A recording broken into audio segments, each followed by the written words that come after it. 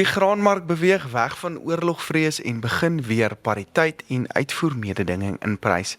Maar vir die Suid-Afrikaanse produsent bly die grootste risiko die kombinasie van dierinsette as ook die moontlike laer opbrengse as gevolg van die El Nino wat vir ons voorlê. Ons kyk na hierdie en meer in hierdie week se John Deere graanmarkoorsig wat met trots aan jou gebring word deur John Deere en Zematic Irrigation Systems. John Deere Financial verstaan dat elke seisoen unieke eise aan jou kontantvloei stel.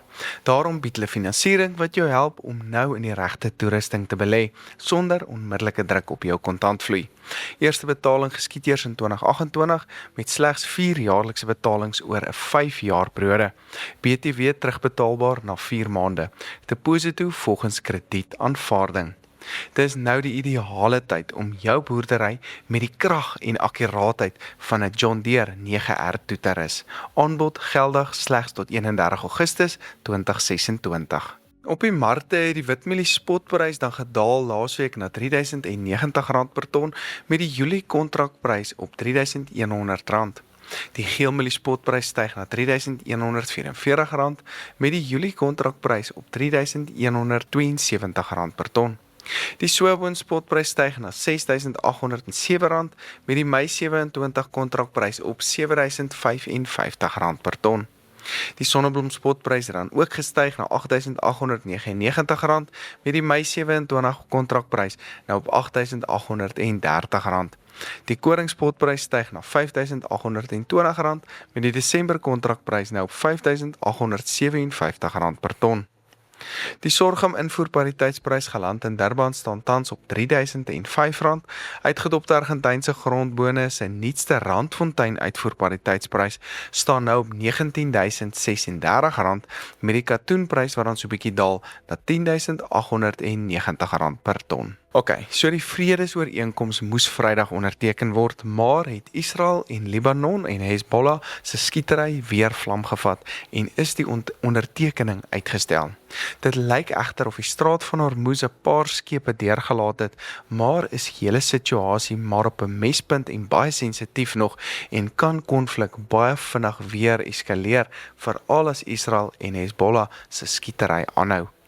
Interessant genoeg is, die graanmarkte verhandel nie noodwendig meer die oorlog nie en laer oliepryse nie en fokus die markte nou baie meer op Amerika se weeromstandighede, die moontlike ooreenkomste tussen China en Amerika, as ook natuurlik hierdie super El Nino wat nou vir ons voorlê. Dit lyk ongelukkig nou na meer as 'n 60% kans dat 'n super El Nino of 'n baie sterk El Nino wel gaan plaasvind. So as ons daar begin, bring dit tradisioneel beter reën van Amerika en is die analiste daar nie noodwendig bekommer daaroor soos wat ons hier en in Brazil is nie. Dit kan ons nogals negatief beïnvloed, maar dan ook veral die safrina oes in Brazil. So dis iets om vooruit te kyk soos ons in 2027 en die einde van 2026 in beweeg. Gooi daarop uitstekende vraag na mielies, sojas en koring wêreldwyd en dan kan ons dalk weer in 'n hoër prysscenario inbeweeg vir 2027. So gepraat van bietjie droër weer, dit begin lyk of Europa as ook Australië dalk begin regmaak vir droër weeromstandighede en laer aanplantings, veral met die hoë insetkostes, wat dalk die koring aanbod en die aanplantings ook dalk negatief kan begin affekteer. Dis dan ook hoekom ons 'n prysstyging die laaste paar dae in die koringmarkte gesien het.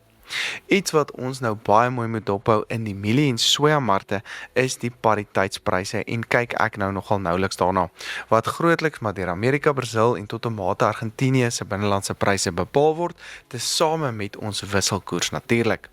So, as ons eers na die wisselkoers kyk en sy verwagtinge vorentoe, begin dit lyk of Amerika dalk rentekoerse op 'n hoër vlak kan hou om inflasie bietjie te begin inperk.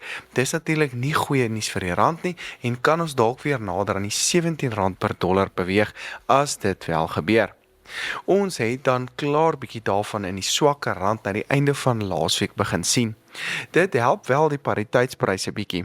Maar baie interessant, ons sien nie noodwendig ons SAFEX-pryse wat dan saam opgaan nie, inteendeel, dit het wel bietjie afgekom na die einde van laasweek toe.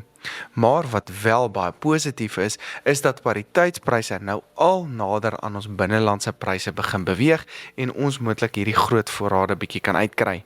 Die nuutste aanduiders is dat Argentinië en Amerika se randfontein pariteite vir mielies nou gestyg het en nader aan R2.800 per ton staan. Dis dan so 'n bietjie meer as R300 onder ons huidige prysvlakke. Wat my wel net bietjie bekommerd maak, is dat Brazil se Safrinha oes in Julie aanlyn gaan kom en ons dan met hulle uitvoere gaan moet kompeteer. Ek wonder wel of ons dan genoeg gaan uitkry en ons nie nou nog steeds met groot voorraadvlakke kan sit nie. In die sojamark het China weer 'n paar groot aankope van Amerika gedoen en het dit die markte baie mooi ondersteun na die einde van laasweek toe. Ek dink China het wel 'n goeie vraag na mielies en na sojas en wag hulle nou om bietjie teen beter pryse dalk in te koop. Dit skep dan goeie ondersteuning vir pryse wanneer hulle op laer vlakke kom, so pryse se bodems behoort nie noodwendig uit te val nie. Die fondse het dan ook sterk uit mielies en veral koring beweeg en het nog bietjie meer lang posisies in die sojamarkte. So as daar nuwe nuus kom, soos byvoorbeeld weersprobleme in Amerika of hulle te nat is en of daar siektes weer inkom, of dalk nuwe mielie aankope van China vanaf Amerika, kan dit dan veral die mieliemark skerp laat opwaarts reageer.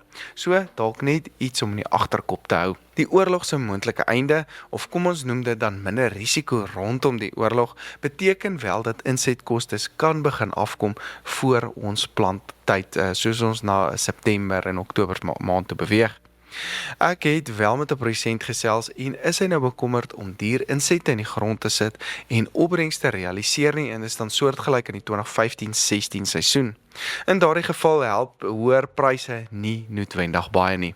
Dan kan pryse byvoorbeeld na 4000 of nog hoër gaan en steeds beteken dit dat hy nie noodwendig wins gaan maak nie.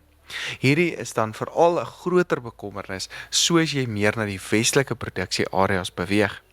Ek dink hierdie bly dan 'n groot bekommernis vir volgende seisoen, veral as Amerikaanse oester dan goed gaan inkom en dalk verhoed dat ons binnelandse pryse dan skerp opwaarts beweeg. Dit kan verseker beteken dat ons minder hektare gaan aanplant vir volgende seisoen. Om op te som, die mark begin nou minder net die oorlog verhandel en dan nou meer fokus op die weersomstandighede veral in Amerika, die pariteitspryse en uitvoermededinging en natuurlik die risiko's vir 2027. Vir produsente gaan die groot vraag nie net wees waarheen pryse beweeg nie, maar of daardie prysvlakke genoeg gaan wees om die dierinsette en dan ook moontlike laer opbrengste te dra. So dit skep baie onsekerheid tans in die markte daar buite, maar weer eens, daar's baie water wat nog in die see moet loop voor ons wel ons aanplantings moet doen en kom ons hoop dinge verbeter soos ons nader aan dit beweeg.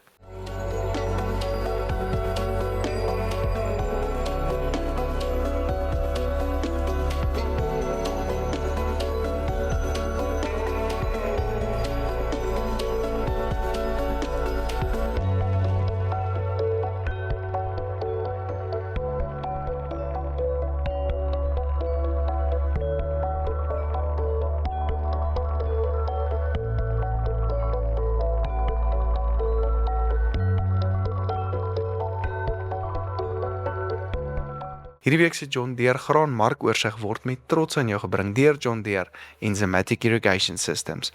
Baie dankie dat jy ingeskakel het en sien julle weer volgende week.